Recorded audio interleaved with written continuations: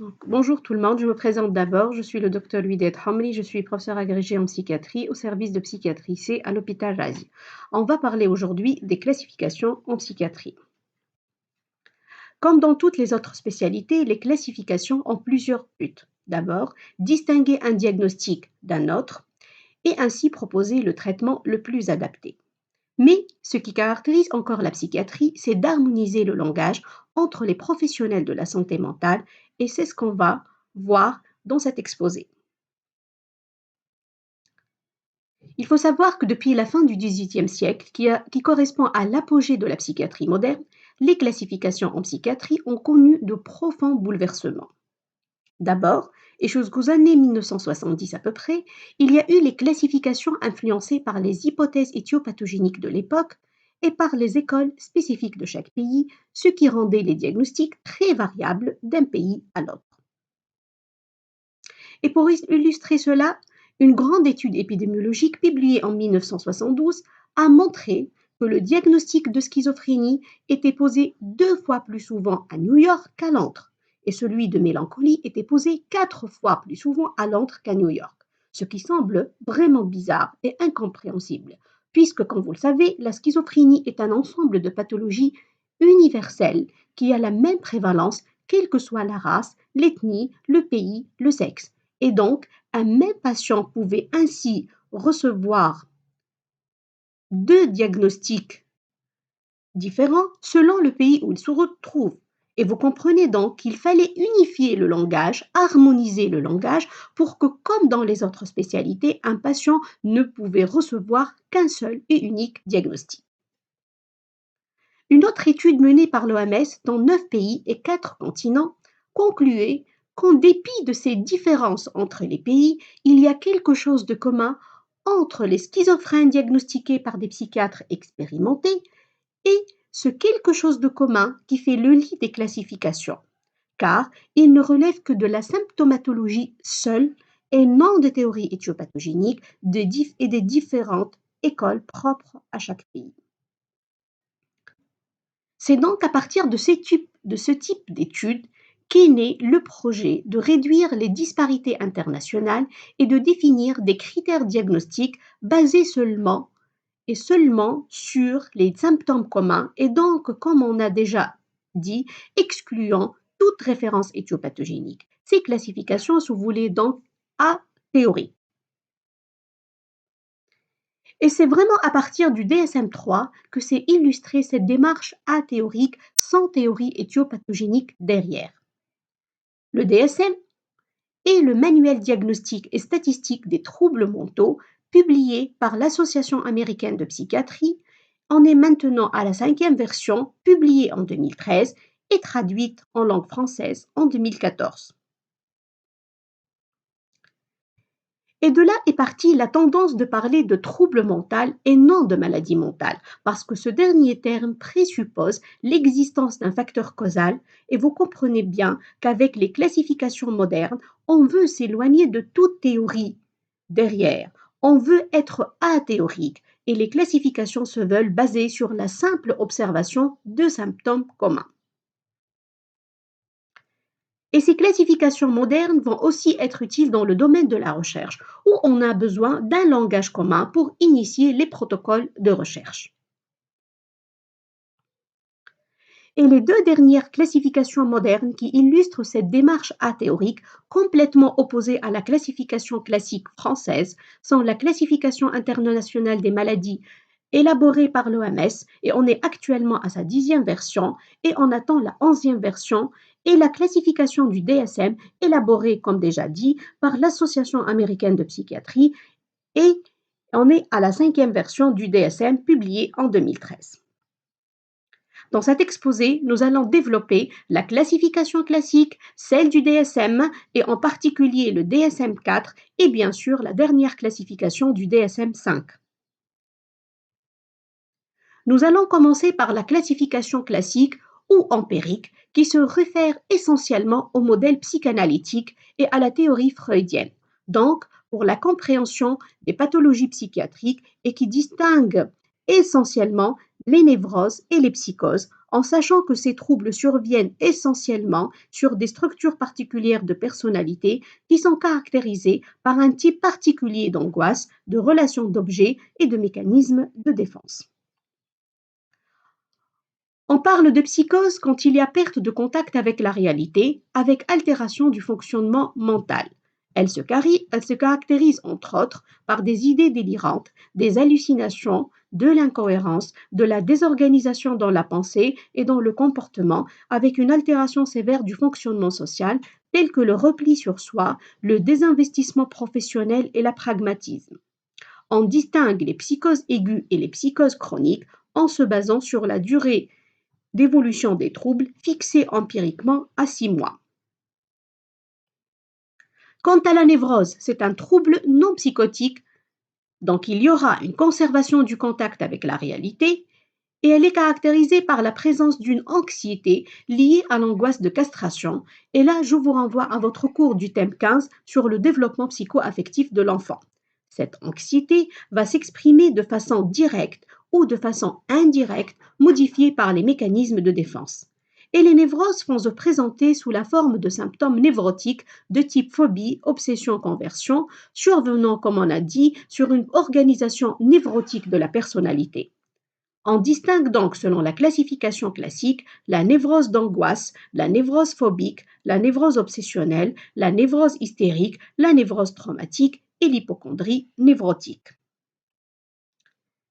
Nous allons passer maintenant aux classifications modernes et on va commencer par le DSM dans sa quatrième version. Cette version est caractérisée par quelques principes novateurs. D'abord, une position et une conception complètement athéorique ne se basant pas sur les hypothèses éthiopathogéniques et améliorant donc la fidélité interjuge, c'est-à-dire que le patient ne recevra qu'un seul diagnostic, quel que soit l'évaluateur. Cette version du DSM est caractérisée aussi par un mode de classification multi-axial, donc chaque patient peut être classé selon plusieurs niveaux d'observation. Il y aura de ce fait 5 axes. D'abord l'axe 1, qui est celui du trouble psychiatrique caractérisé. L'axe 2 est celui du trouble de la personnalité. L'axe 3, celui des pathologies somatiques associées. L'axe 4, celui des facteurs de stress associés. Et enfin l'axe 5, celui du niveau d'adaptation sociale. Sachez que pour un même patient, on peut porter plusieurs diagnostics sur le même axe.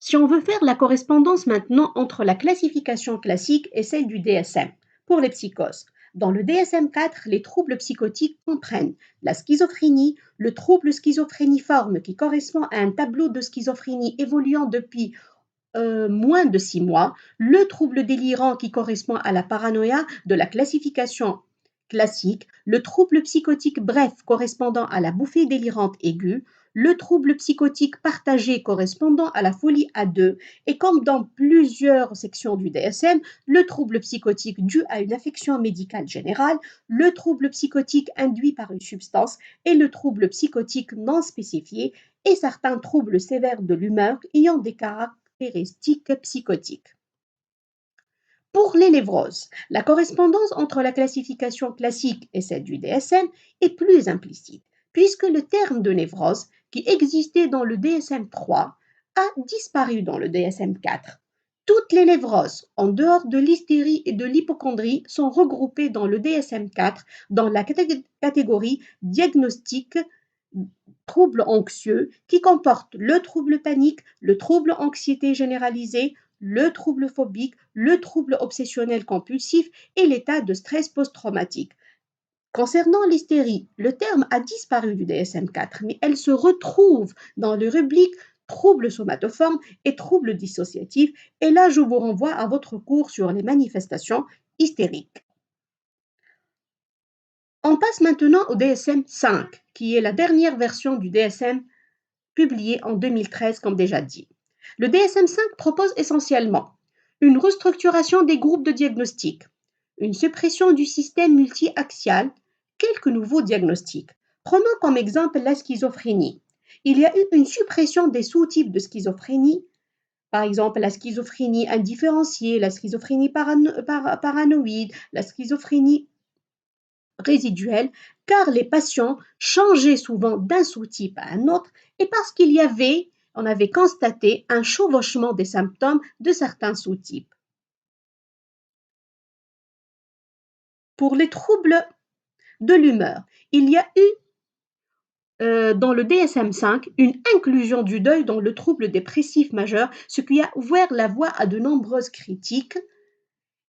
Il y a aussi le regroupement du trouble dysthymique et du trouble majeur récurrent en trouble dépressif persistant. Mais le grand changement de le DSM-5 est la disparition de l'état mixte comme défini dans le DSM-4 en faveur d'abord du trouble dépressif majeur avec caractéristiques mixtes ou la manie avec caractéristiques mixtes. Et là, je vous renvoie à votre cours sur les troubles bipolaires qui va traiter de ce changement énorme de l'entité état mixte. Dans le DSM-5, il y a eu aussi des grands changements dans le chapitre des troubles anxieux, avec tout d'abord exclusion des troubles obsessionnels compulsifs, des troubles post-traumatiques et de stress aigu du chapitre des troubles anxieux et il y a eu création de deux nouveaux chapitres. D'abord celui du trouble obsessionnel compulsif et annexe et troubles liés à des traumatismes. Donc, je répète, le trouble obsessionnel compulsif a été exclu du chapitre trouble anxieux et il se retrouve dans un chapitre à part. Et l'état de stress post-traumatique et l'état de stress aigu se retrouvent dans un autre chapitre, celui des troubles liés à des traumatismes. Un autre changement concerne aussi le trouble panique qui était appelé dans le DSM-4 trouble panique avec ou sans agoraphobie et là on le retrouve dans le DSM-5 dissocié en deux catégories diagnostiques différentes, le trouble panique seul et l'agoraphobie seule. Aussi, dans le DSM-5, le trouble anxiété de séparation et le mutisme qui étaient classés dans les troubles apparaissant dans l'enfance sont inclus dans les troubles anxieux.